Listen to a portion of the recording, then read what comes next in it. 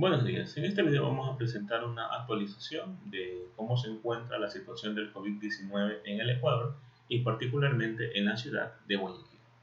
Habíamos presentado un análisis previo al 29 de marzo con las cifras de los positivos y los positivos ocultos y a su vez cómo estos están impactando en la mortalidad y en la detección del nuevo número de casos que surgen de esta patología. En esta presentación nos vamos a centrar, número uno, en ver cómo se encuentra la tasa de crecimiento de la curva de nuevos casos y la curva de periodos máximos de incubación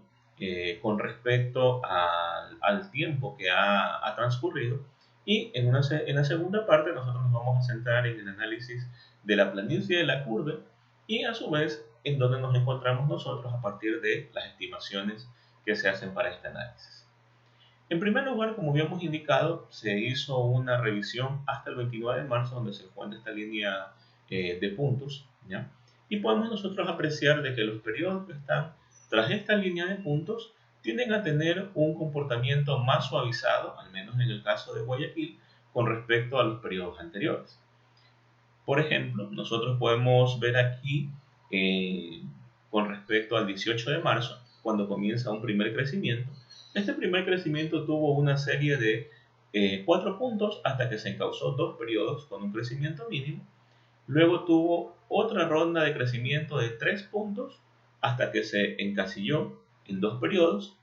Y de aquí esta senda comienza a ser más reducida. Nótese que aquí hay un crecimiento de 3 periodos y prácticamente este tercer periodo comienza a estar a la misma par de las dos últimas fechas que se presentan en este análisis, que son del 7 y 8 de abril. Por lo tanto, nosotros aquí estamos dándonos cuenta de que comienza a decrecer un poco la aceleración en el crecimiento de los nuevos casos que aparecen en Guayaquil. Y evidentemente esto se refleja y se trastoca también para el caso de Ecuador, en el cual la línea antes de este corte tenía un comportamiento de crecimiento. Si ustedes acompañan cómo hubiese sido la recta, esto aquí hubiese sido crecimiento hacia arriba. Vemos de que aquí hay un quiebre, ¿verdad? Con una atenuación del crecimiento de nuevos casos que proviene precisamente de lo que está ocurriendo en Guayaquil y que se diferencia bastante, por ejemplo, lo que pasa en España. En España, para la misma cantidad de días que estamos proponiendo en este análisis, se encontraba ya con una curva de crecimiento exponencial claramente definida, lo que no ocurre del todo aquí en Ecuador y en Guayaquil. Entonces eso nos demuestra de que existe una recuperación con respecto a la aceleración que veníamos teniendo de nuevos casos y que las medidas de disuasión comienzan a tener cierto efecto más significativo sobre las cifras, lo cual no implica a su vez de que tenemos que relajarnos, sino más bien mantener la disciplina de este caso. A su vez, se aprecia que las tasas de crecimiento, por ejemplo, de Ecuador y Guayaquil, se encuentran precisamente en el 21%, mientras que en el caso de España se encuentran al 27%, lo cual nos muestra de que la forma como se ha llevado esta ejecución de las medidas de disuasión y también por la toma de conciencia que va teniendo la población, comienza en este caso a ser mucho más efectiva de lo que ocurrió con nuestros hermanos europeos. Si comparamos a su vez la tasa con respecto a el periodo de incubación máximo de 14 días, como hemos mencionado anteriormente, podemos darnos cuenta que desde antes de esta línea punteada, nosotros teníamos una predisposición nuevamente a tener un crecimiento plenamente exponencial. Lo vemos aquí en la forma como se comporta la curva en este tramo. Sin embargo, aquí existen puntos de quiebre y una caída muy fuerte en la aceleración de nuevos casos del periodo de incubación para luego tener un crecimiento, ¿verdad? Pero que se aprecia que estos puntos, por ejemplo, de nuevos casos de los últimos 3 días, tiende a ser menos vertical que los puntos previos a la caída, lo cual nos muestra de que existe nuevamente un menor aparecimiento de casos de COVID-19 detectados precisamente por las pruebas que se están haciendo a nivel nacional, pero a su vez también eso implica de que los positivos ocultos también comienzan a reducirse en la presencia dentro de la población. Y esto es muy importante, pues implica de que existe una menor contención de los casos asintomáticos que podrían contribuir de pronto a una generalización de la patología como tal. Y si comparamos nuevamente este crecimiento por rezagos entre Ecuador y Guayaquil versus España, podemos darnos cuenta que nuevamente nuestra tasa de evolución presenta quiebres y presenta que no se ha mantenido un solo crecimiento en forma tendencial con respecto a las cifras de los día a día. Por lo tanto, podemos estar de cierta manera un poco más tranquilos de que pese a que se han tomado medidas similares a las de España, de momento no hay nada que nos indique que podamos tener los mismos resultados de colapso que España. Claro está, la situación aquí tiene que ver un poco con mantener precisamente estas medidas de control y autorregulación para poder evitar caer hacia esos niveles de saturación, que de momento, por los datos como se están presentando, no demuestran tal cosa. El segundo punto, como ya hemos indicado que íbamos a tratar, está relacionado con la planicie de la curva epidemiológica. La planicie de la curva epidemiológica se refiere al surgimiento de nuevos casos, la prevalencia de que estos casos puedan surgir a partir de no aplicar medidas de disuasión y a partir de la aplicación de medidas de disuasión. Existe un buen documento trabajado por la profesora Zulema Basurto, de Estadística de la Universidad de Guayaquil, en la cual ella hace un análisis de la evolución epidemiológica del modelo SEIR, que también nos vamos a referir más adelante, y de los análisis que presenta otro analista de datos con respecto a cómo se encuentra la evolución de los datos del COVID-19. Pero para poder entender el tema de la planicie hay que precisamente reflexionar sobre lo que ocurre cuando no se hacen tratamientos, es decir, no hay medidas de disuasión de una epidemia versus la disuasión, en el caso de la curva celeste.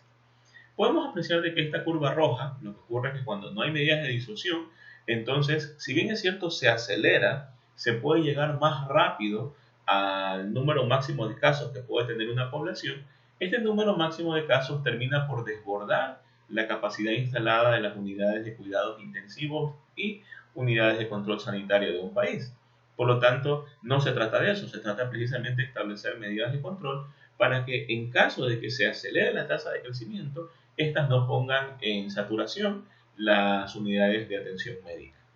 Por lo tanto, en nuestro caso, nosotros tenemos unas medidas bastante parciales, no hay cierres totales de la ciudad, y por lo tanto se contiene la aceleración rápida del virus. Sin embargo, esto no implica de que no podamos llegar al tema de la saturación, debido a que existen algunos elementos que matizan el comportamiento socioeconómico de Ecuador y particularmente de Guayaquil. Por ejemplo, en Guayaquil nosotros tenemos una mayor población informal. Como ya habíamos indicado en el video anterior, el 60% de la población económicamente activa de Guayaquil es informal y por lo tanto ellos tienen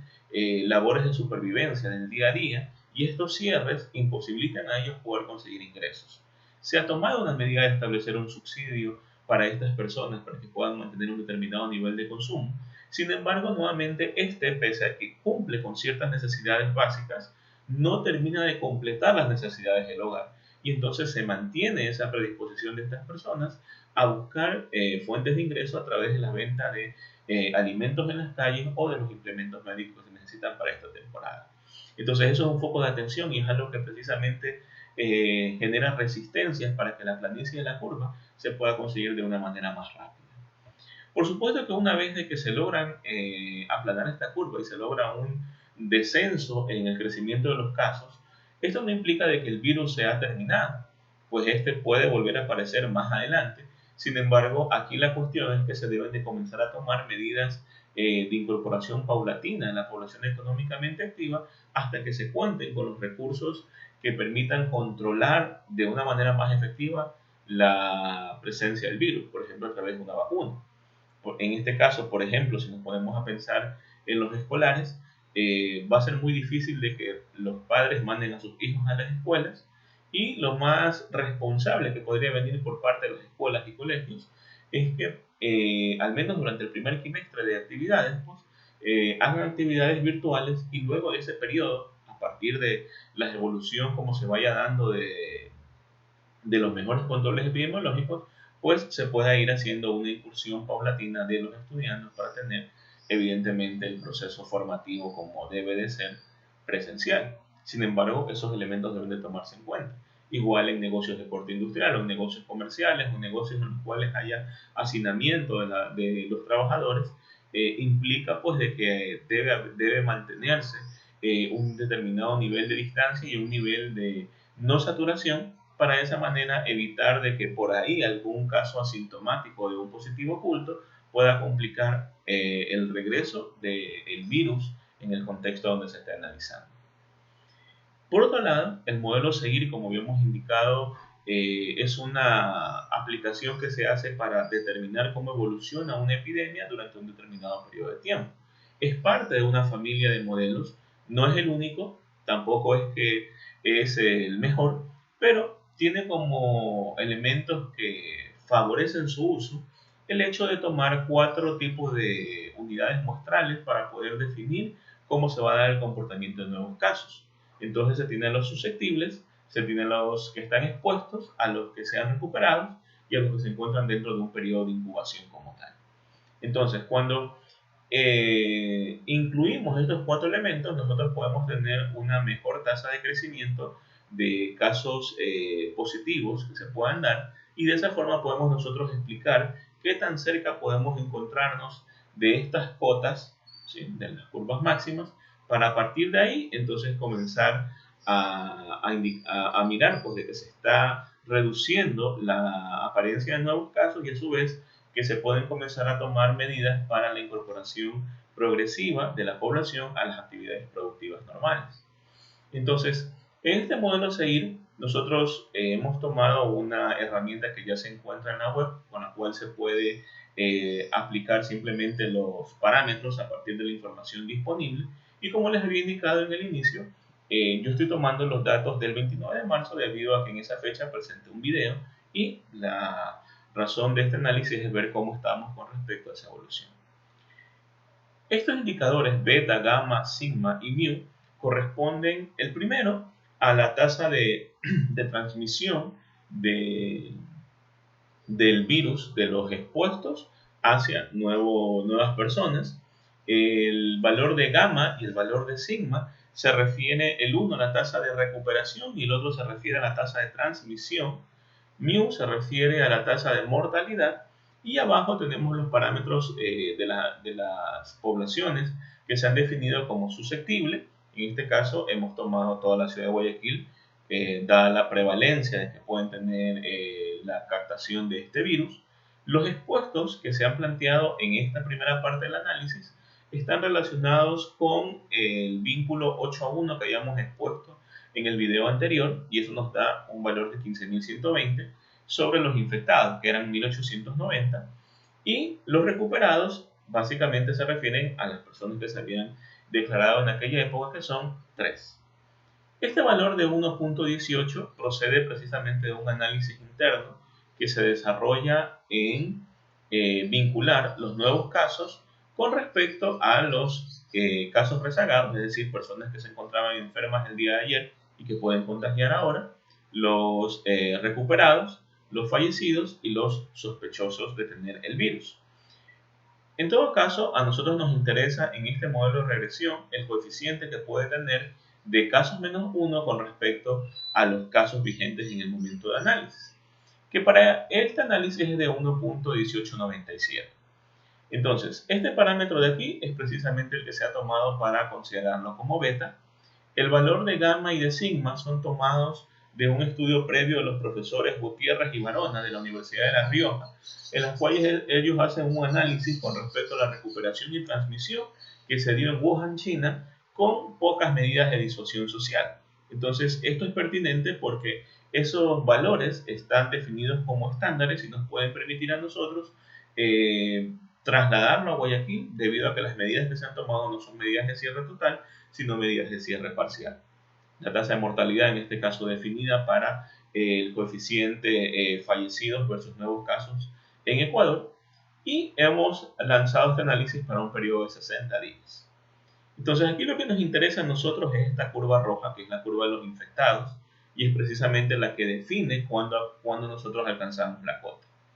Como hemos indicado, nosotros estamos trabajando en cero con los valores que corresponden al 29 de marzo. Entonces, podemos darnos cuenta que la cota superior se podría alcanzar entre el día 30 hasta aproximadamente el día 35 de la simulación, lo cual más o menos se refiere a entre el 29 de abril y la primera semana de mayo. En ese tiempo nosotros podríamos estar alcanzando la cota máxima de infección, claro, si es que sigue el comportamiento tal cual como se está dando ahora. Si a mitad del camino se logran tomar otras medidas, como habíamos indicado en nuestro video anterior, cierres totales, por ejemplo, los fines de semana, o una cartografía en la ciudad de Guayaquil, por ejemplo, que es el foco de infección, en donde se encuentran las zonas más problemáticas, y de esa manera poder hacer un mejor atacamiento con recursos públicos de esta patología. Entonces podríamos también cambiar significativamente el cuándo alcanzamos la planicie de la curva. Pero de momento eso es lo que nos señala el modelo CI. Hemos corrido una segunda simulación del modelo CI. Aquí en cambio la diferencia es el valor que hemos consignado para expuestos. Como indicamos aquí, hemos puesto una relación de 8 a 1. Si usted multiplica por 8 el valor de infectados, va a llegar a esta cifra de 15.120. Y ese 8 a 1 ya lo explicamos en el video anterior. Mientras que en el caso de acá, nosotros hemos hecho una relación de 3 contra 1, en la cual básicamente lo que se ha tomado en consideración era el cerco epidemiológico que se consideraba por el Ministerio de Salud Pública hasta cuando se publicaron estas cifras, en las cuales básicamente había una relación de 3 a 1 entre el cerco epidemiológico y los nuevos casos. Entonces, y repitiendo en este caso todo lo demás igual, hacia un periodo de 60 días, encontramos de que el periodo máximo de saturación está ahora entre los 30 y 40 días. Es decir, para este caso en particular, la duración de la cota máxima de infectados inclusive se podría exceder hasta la segunda semana de mayo. Entonces, esos básicamente son los indicadores que tenemos de cuándo nosotros podríamos alcanzar el mayor número de infectados, y por lo tanto se trata de que con este conocimiento nosotros, al menos en nuestros hogares, tratemos de mantener las medidas que estamos desarrollando en este momento para evitar estar infectados, trasladarlo a nuestros familiares, pero a su vez también para que los gobiernos puedan tomar medidas que les permitan atenuar de mejor forma la aparición de nuevos casos. De esa manera nosotros podemos lograr tener un alcance de esta cota máxima más rápido, ¿ya? Y de esa forma podemos entonces poder comenzar a considerar qué mecanismos de incorporación paulatina a la actividad económica normal podemos nosotros implementar para poder lograr mitigar el efecto de nuevos casos de infección que puedan aparecer en Ecuador y particularmente en Guayaquil. Muchas gracias.